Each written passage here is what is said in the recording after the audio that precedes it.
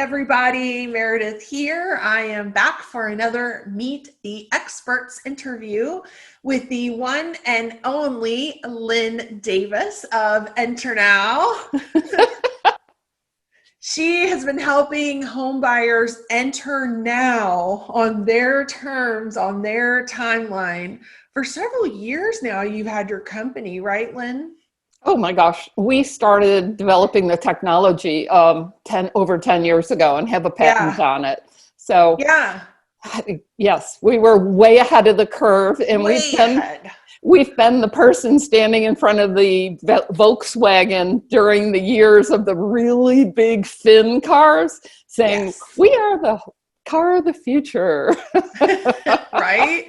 Yeah, Right. I remember when you first started and came to me and showed me what you were doing, and it made so much sense to me being on the digital marketing side of home building that we just continue this customer journey that begins with a Facebook post or a Google search or a Yelp review or even a realtor referral, but then somebody goes online and does the query to find out more, and then they want to visit the home. They want to see it. And you, years ago, started with this self-tour, self-service technology that lets people just get right in on their timeline. That's so amazing. And John Lee of Rendering House talks about it as an online, offline, Yes. online experience where I start out with exploring and searching. I get in my car offline and I hope to at least peer into windows, which a problem we try to solve for the customer. And then while they're there, they envision other things. And that's the next step that we're building out, is the dreaming part afterwards. Yeah. So they can actually dream what they'd really like to see. So Yeah.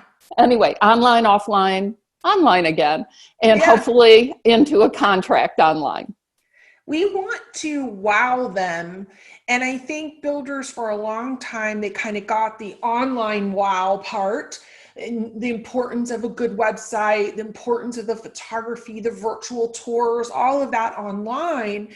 But then when the handoff would happen to what we called offline, to the model home or the quick move-in home experience, we lost the wow. It's not a smooth handoff.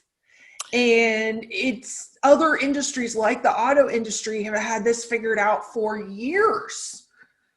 And, there's been a lot of research on what's called sales friction. And that is in the old days, Right. people didn't feel as much sales friction, that is interfacing with a salesperson. They wanted the concierge experience, but so many people are bombarded today with sales, that they want to they've got a barrier to it. And so offering something that's barrierless for the customer, and really the business you mentioned, the auto business, they keep really good statistics, and they talk about how much they have studies that show how much people are really anti-friction right now. And that's right. It's not to say there isn't a place for sales. It's just being pushed further down the journey, further down the funnel, where they want to interface, because then they know what they want pretty much. They want their questions answered, etc. But in this gap period between exploring on the internet and that interaction, don't lose them. And one thing we know they're doing is driving by. But here's some statistics I love. Now, the auto business. So here we go. So how many people feel anxious about or uncomfortable in dealerships? Any idea? I would guess it's probably a 70-80% number, like high number. Yeah. Well, this is like several years ago and pre-COVID and all, it was 58%. Yeah. So it's So with probably easy. COVID, easily 70-80%. Hmm. Yeah. Yeah. So they don't want to be face to face yet until they have to. They don't want to communicate and all. Now, a couple of our, pockets of home buyers are slightly different than others, right? The over 55s are likely different in terms of what they want and Yes. also how they want to approach things versus the millennials. And in the car buying world, again, this BP study said 56% of millennials would rather clean their homes. Clean? What's that? What's that? What end of the broom do I have to I hold? know. What? Yeah. Do I have to cook something too? Because I don't want to do that either. So, and I thought this one was funny. They'd rather have a third of them would rather wait in line at the DMV. Oh, next you're going to tell me they would rather do public speaking than go to a car go to a car dealership, right? Because nobody wants to do public speaking, right? And I just went through that whole dealership thing, buying a new car recently. And it is stressful. I mean, the first person you speak to kind of chats you up and then hands you over to this person who's a hardcore negotiator trying to upsell you and all. And you sit across the table from them instead of collaboratively sitting side by side and looking at the same screen. You know what I'm saying? There's a totally different feeling with that. In today's COVID world, being on the same screen together is really a plus. This is very friendly. This is a very friendly delivery, a very nice customer experience. Yes. And by the way, the Generation Yers think about going to a dealership. They say, let's see, a quarter of them would rather have a root canal. Oh, okay. If we're in dental work territory, we're in some serious dread area. Right. Builders, I want you to think about what she's saying, because she's kind of giving you the research and the statistics to back up this idea of this self-service being so important to people. But when you think about it too, like this, most of the communities, the homes that you're selling, I know our sales trainer friends are not going to like the statement, but it is a product sale that has to meet the specifications that a person needs in their home. I mean, if I'm looking at a home, it doesn't matter how much I love certain aspects of it. If there's not enough room in the closet for all my shoes, it's not going to work. And the best salesperson in the world, unless you're building custom, can't make that closet function different for me. So until I get that chance to walk through it in person and see, does it check off certain items in terms of the way my home needs to live, I'm not ready to talk to a salesperson. Now, you're right. There are some sales, I think the 55 plus world, where, especially if you're in kind of that resort style community where you're buying more lifestyle than floor plan, sure. But in the world of kind of, I would say, single family, especially parents, kids type sales, I mean, our stage of life right now is about functionality and the space. And having the ability to go look and see if the space is going to work before I interact with a salesperson is a huge, huge plus.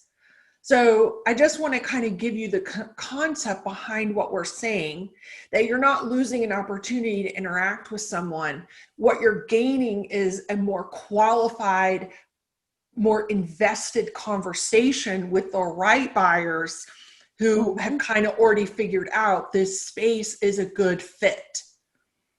And more than that the community is a good fit. The Zillow research said that, geographic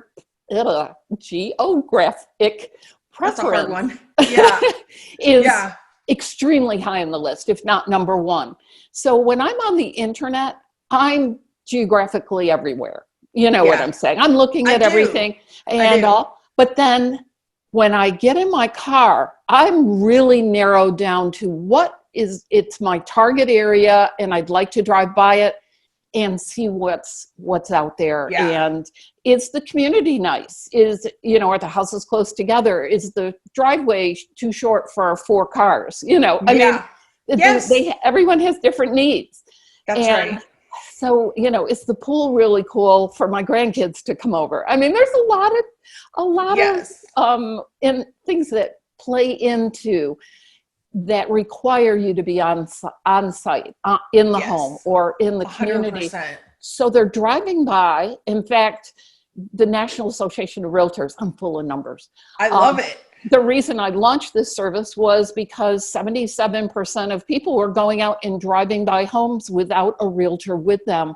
And that was 12 years ago. 12 years ago, right? And that was before the world of COVID, where before we even more shied away from being in each other's personal space.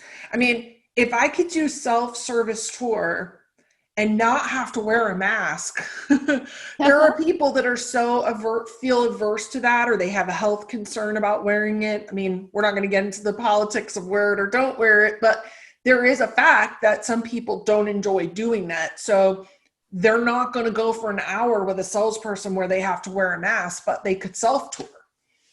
Yes. And again, they've already selected the builder, and they're a much better lead than somebody who just says, asks a question online. So these are people that are worth capturing, putting high on your list. They may be high on your funnel, not low. They're just trying to figure out what they want. Yes. And they're going to continue to come back and revisit your neighborhood over time, but you have to keep nurturing them. Yeah. And then there's other people that have to buy something in 30 days because their home went off the market like that. Haven't you also seen a shift? I think I read in maybe an article or something that you guys did, that you've seen a shift with everybody going to work from home, or a lot of people going to work from home. The hours that people are available to tour homes has changed some and shifted. A great deal. In fact, let me run some numbers by you. This is NterNow and self-service touring or self-touring. First of all, up to date, as of today, 78,000 unique users have gone through NterNow, and they've gone through 170, that one surprised me, times. And what time period is that, Lynne? Oh, this is a full year, but it isn't apples to apples because COVID has really made a huge difference. Oh, cool. Well, what is anymore, right? But that is a huge number, 170,000 tours, you're saying? Yes, and it comes to 2.2 tours per person. And the reason why this is significant is they're not coming out for just one house. Yeah. They're looking at another house down in the same neighborhood, or they're looking, where else can I self-tour? And you brought up the fact that they're actually Googling self-tour homes near me. Yes. And every builder should Google that and see if self-touring is being searched for. And if it is, start talking to the different services. And here's another number for you. Do people call in or use an app to get in? And I'll tell you that it's 50-50. That if you are currently doing self-touring yourself as a builder and you don't have an app, you really need to talk to Novi Home and build an app, so that, because half the people don't want to talk to anyone. Okay.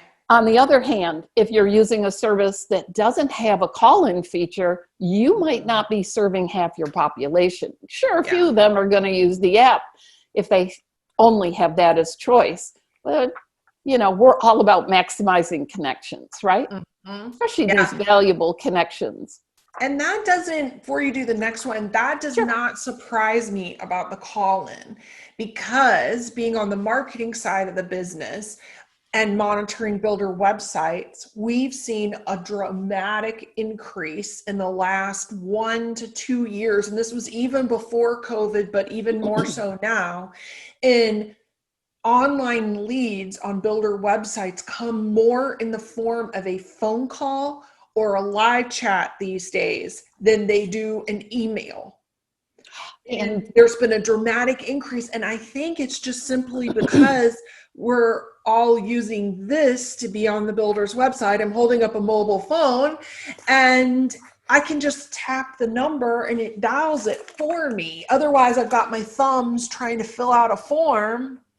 It's clumsy. It takes longer. So she's making a great point. If you're only doing the app, you're missing the call-in people. If you're only doing the call-in, you're missing the app people. Like, you need a service like this that offers both. And same thing on your website, just for your online leads. You want to provide them live chat. You want to provide them a phone number. You want to provide email. Like, every channel, basically, you have an open sign. We are open. Please contact us. And, you know, self-service touring gives you a phone number, or NterNow does, that's 100% verified. Nobody's giving us junk. This 100%. And Leah Fellows, who's a fabulous trainer of OSCs, recently said that your first follow-up should be phone. You know, it really should be. Don't reach out by email, etc. That's the follow-up to the follow-up.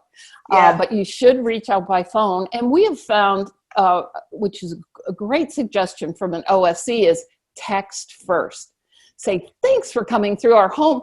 I'm going to be calling you in 10 minutes from this number. Show them the number. I love that. Okay. And so, because nobody wants to answer a number they don't recognize. And I'd be happy to tell you, I would continue in the text, about a bonus that's on this home, or something, a hook that makes them answer that call. And so you, again, started your first communication, your first dialogue with the customer, hopefully. Oh, I love it. And so they've been online, they've seen it there, they've now moved in their customer journey to sort of quasi offline, online with the, if they're using the app, and they're getting to actually see the home. Now you're providing the customer service to answer more questions and make someone accessible to them. I mean, this is frictionless. And that's what's amazing. In the town hall, builder town hall that I did a couple of months ago, we were talking about self-tours. We were actually interviewing one of your customers, MI Homes, in Raleigh. Allison Moriarty, with MI Homes Raleigh. And she had started using your technology for the first time during COVID and had been blown away by how it had performed. And I was showing everybody on the screen this email that I had gotten from Zillow with a resale listing in my area.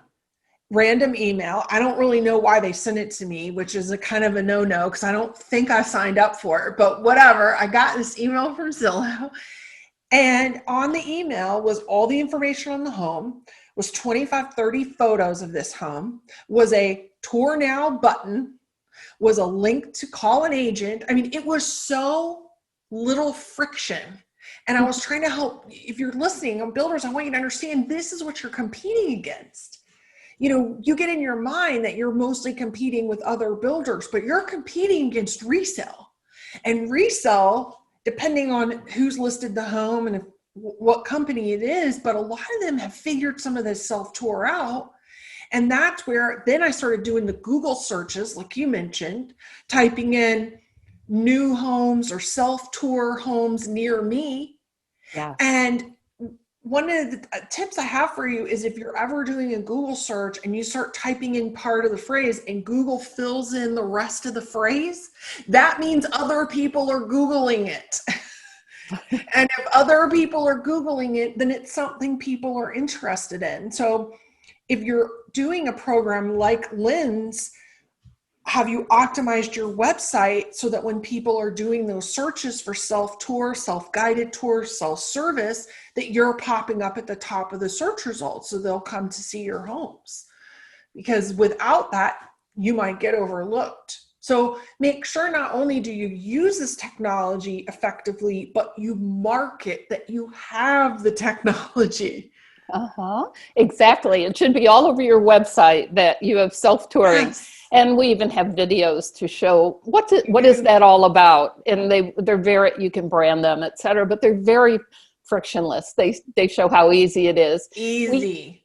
We have a really interesting fact, and that is 14% of the people who use NterNow choose the Spanish line when they're calling in. So they're preferring to speak in a different language. Again, a better customer journey for those home buyers and all. So that's just a little bit about NterNow. What else do you want to know?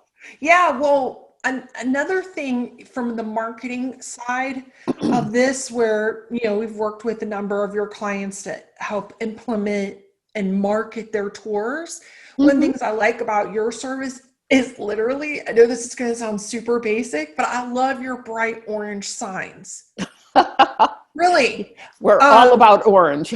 Yes, but your bright orange sign on in front of that particular home, and then you've got some good photography that builders can use with the sample sign on their website. But when we put that on there, look for the bright orange sign. It's very easy for people to figure out which home has the self-tour technology, if they, depending on which ones they're using it on.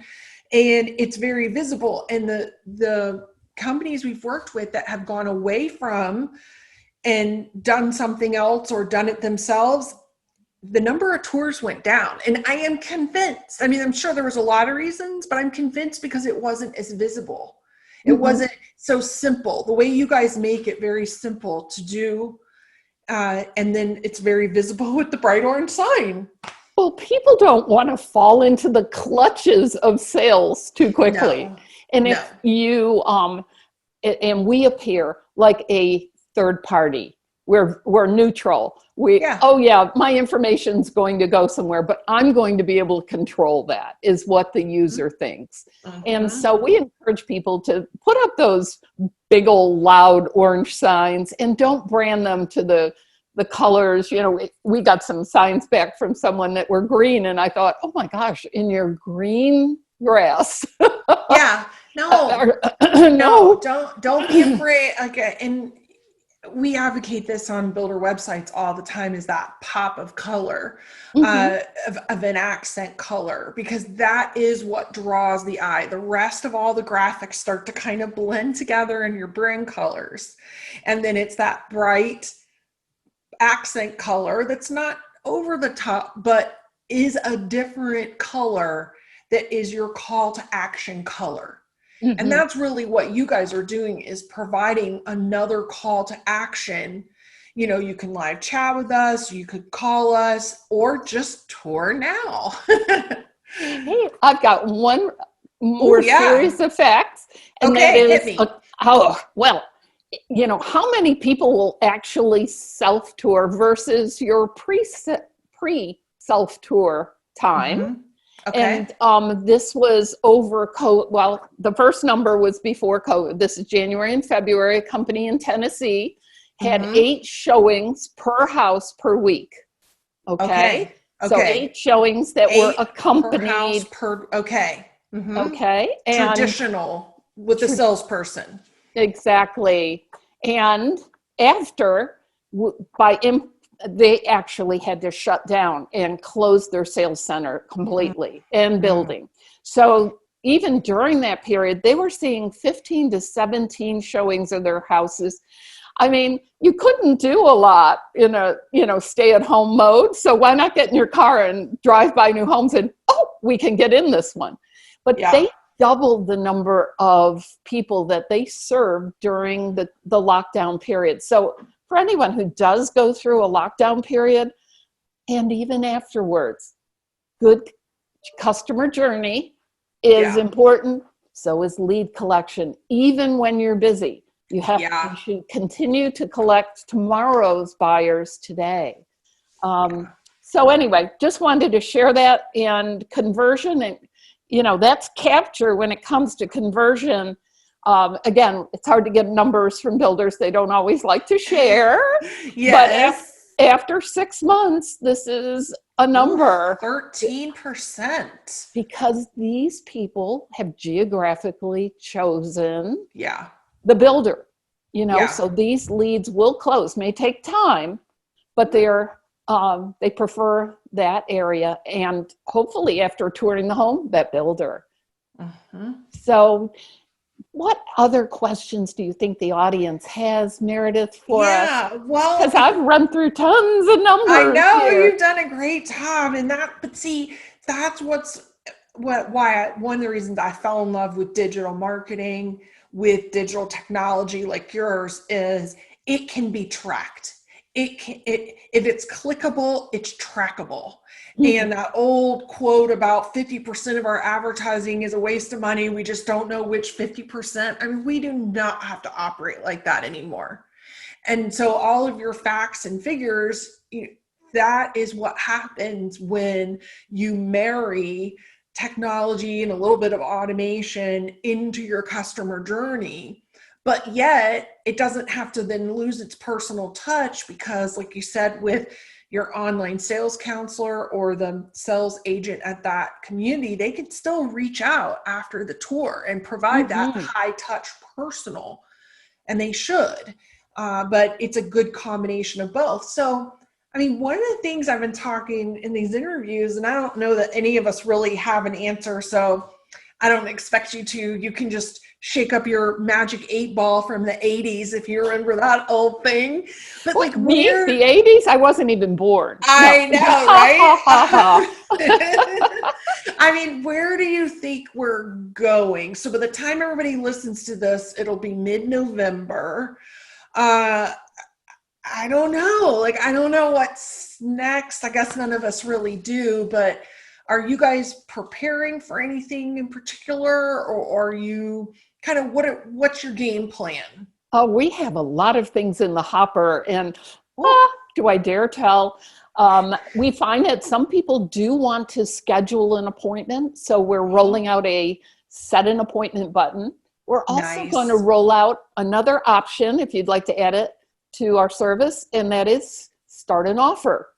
After all, Redfin and all the others. And again, we're just going to make sure that we understand the property they're most interested in. It's not going to talk price or anything. It's merely, I have a very high level of interest on this home or one like it. We're also rolling out what we call buyer intelligence. So we're starting, in fact, we've already started asking customers questions like, do you currently have a buyer's agent? Have you pre-qualified? How many months till you're going to buy? And we're collecting that information both on our apps and in our call centers and dropping that into the format that we have, our dashboard, so that an on-site agent or an online counselor can literally look and figure out so much about this customer. We also give their current address, and we're going to give you data about that address. What's it worth right now? Is it on the market? Anything that we can. How long have they lived there? What does that tell you? Once you have that data, what can you do with it as a follow-up person? You can so personalize, and that's something that's constantly, from everyone says your follow-up has to be personal.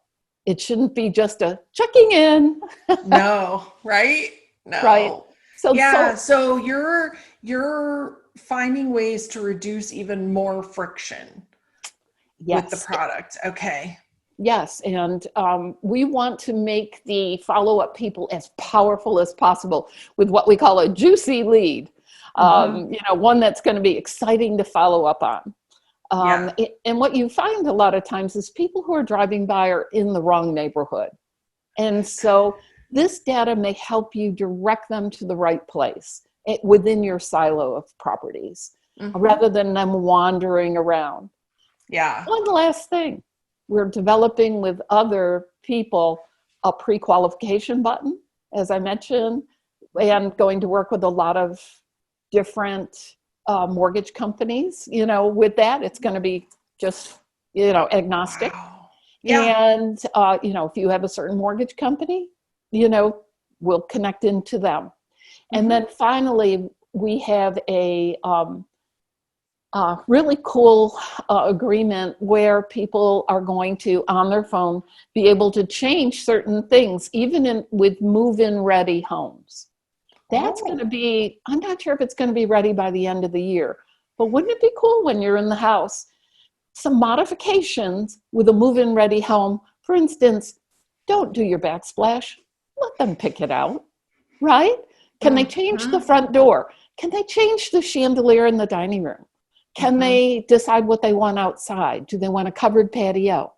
Those modifications are not too hard to make, and can really add to your bottom line on those move-in properties. And so whatever that list is, we're not going to make it up. It's going to be the builder to load all that in there, and with prices, and the builder will be able to see the things people pick out. Oh, yeah, that's more great intelligence gathering. Exactly. Yeah, to see what's popular. Yeah. And so it sounds like with people interacting even at a deeper level with the app, with indicating what selections they might want to make, or indicating what kind of mortgage or likes and dislikes, to me it sounds like the salesperson role becomes more and more and more and more about follow-up, rather than the initial maybe demonstration. I mean, that's what's happening in a self-service. And then sales folks, you become then the person to bring it all together and to review all of that information and then have a relevant conversation with the person based on what they indicated, rather than just starting from scratch and starting over at A, the letter A in the alphabet. I mean, that's just going to be so frustrating to somebody.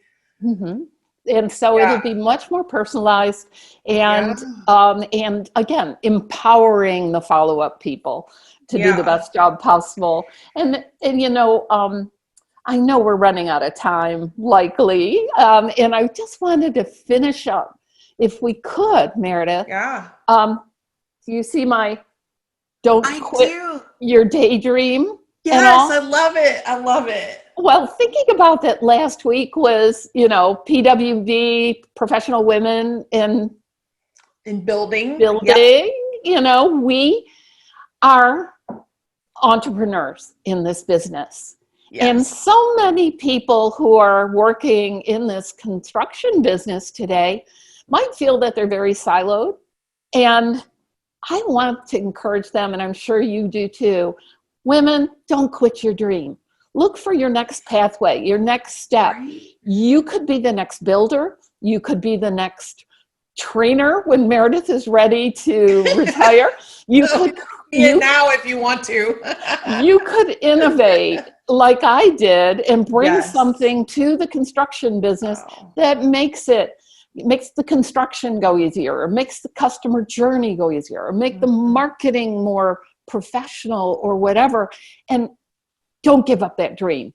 Start working toward it. And I'm sure that either of us would speak with you about your dream and encourage you along, because as professional women in building, we can make a huge difference. We can. And that's one of the reasons I love your story. I mean, you really were the pioneer, and still are, of this technology. And you've been talking about it a long time and been super successful with it. And that's because you've worked hard. I mean, I've seen you year after year at that builder show, standing there 10 hours a day in Sales Central, working hard. I mean, it was a dream, but it was also your work ethic that propelled you to be the leader of this technology. And so then to see you be successful all these years, but then in the middle of COVID, to see everybody's light bulb kind of go off to an even greater degree on how important this is, has been a real pleasure to watch.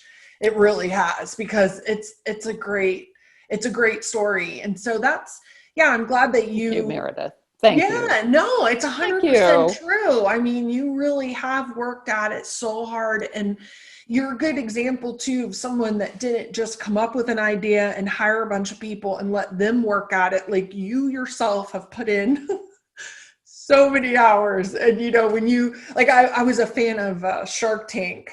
For many years I watched that show, and they would always tell the entrepreneurs, when they would say, well, what do you want to spend the money on? And they would say, I want to spend it on a salesperson. And they would always say, if you can't sell this product yourself, it won't succeed. You have to be able to do that. And that's what you've done so well all these years, that I think sets you apart. Well, thank you so much. It's not the easiest to sell. I can definitely get in the mindset of the follow-up people. Yes. The online sales counselors and the frontline people, the on-site people are incredibly courageous, because I have to put my courageous hat on every day and talk about NterNow.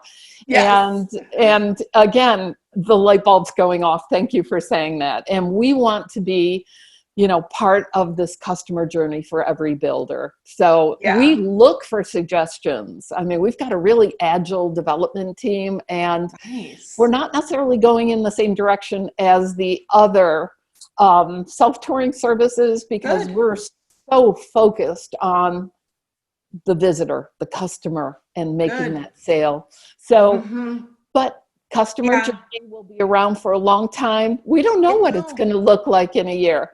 But we're ready for it, because we're going to shift with the shifting. Yeah. And, if you're listening and you're sold super, live our builders are sold out. I mean, they've hit their numbers for the year already by September. They're trying to pump the brakes a little bit. I mean, I know you're busy, but it is still, now is the time. Now is the time when you have the funds and you don't have a lot of time. It's kind of true. You either have plenty of time and no money, or you have a lot of money and no time. But this is where scale up, folks, and invest. And I was talking about that yesterday with Ben Marks of Melinda Brody and Company. Like, just because you're busy, don't stop shopping and coaching and training your salespeople. And just because you're busy, don't stop investing in technology to smooth out the friction. These are the important investments that we have to make. And if we don't, we will splinter, just like the car business did. Look at the billions of dollars of car sales that have gone to CarMax and Carvana and Vroom and all those other, because they had a different and better customer journey. And that's all the difference is a better customer journey. So we need to up our game there. We don't want the modular companies to come in and figure out a great way to throw a house together without professional building, going on. It can be scary when you look at the horizon and wonder what's going to happen. Yeah. Don't be the pager and phone book salesperson when the iPhone comes out. I mean, it happens, and that's not. So keep innovating. The industry is ripe for disruption in the way that it's happening, but it doesn't have to be a whole big thing. It can be start small, call in, get a few homes going, and then grow your program as you understand how to make it work and how to market it best. I mean, we're happy to help at any time. And I also wanted to thank you, because I remember the first time that we met, and I was walking around with this demonstrator at a show, and you were talking about online sales counselors for the first time. And I said, oh, she gets the customer journey. I do. And how much they really want to gather information in a frictionless way. Yeah. And I was amazed at your thoughts. And today you're still at the forefront of, you know, innovative thinking and all. And your town halls are right on. And everyone should go back and listen to those town halls as long as you're putting them out still. Yeah. Good. We're still doing it. We're Good. at it. So yeah, first Tuesday of the month, 4:00. Go on Facebook, type in Builder Town Hall. You'll find the Facebook page with the link to get your register, to get your Zoom link so you can get into the meeting. It's totally free, and we have several hundred per meeting, and it's just a conversation a lot like this. It's not slides and it's not preaching. It's just talking about what's happening, what's relevant, what we need to focus on in the moment as things unfold. Because none of us, when we were in Las Vegas at the Builder Show in January, saw this coming. Not at all. Not at all. So we have to stay connected with each other so that we can find our way through. Mm-hmm. And you've done a great job leading thousands of people on the way through, Meredith. Sure. I thank you from all of us. You're welcome. All right. Well, thank you so much. And I hope that you guys that are listening will think about your customer journey. What is it like? Put yourself in the shoes of a potential home buyer, walk through it, find those spots where it's difficult or you're making it hard, because that's where you're losing them. And we don't want that. All right. So from myself and from Lynn, thank you very much. And we'll talk to you soon. The Queen's goodbye. That's it. Oh, that's a good pageant one. I like that. Bye.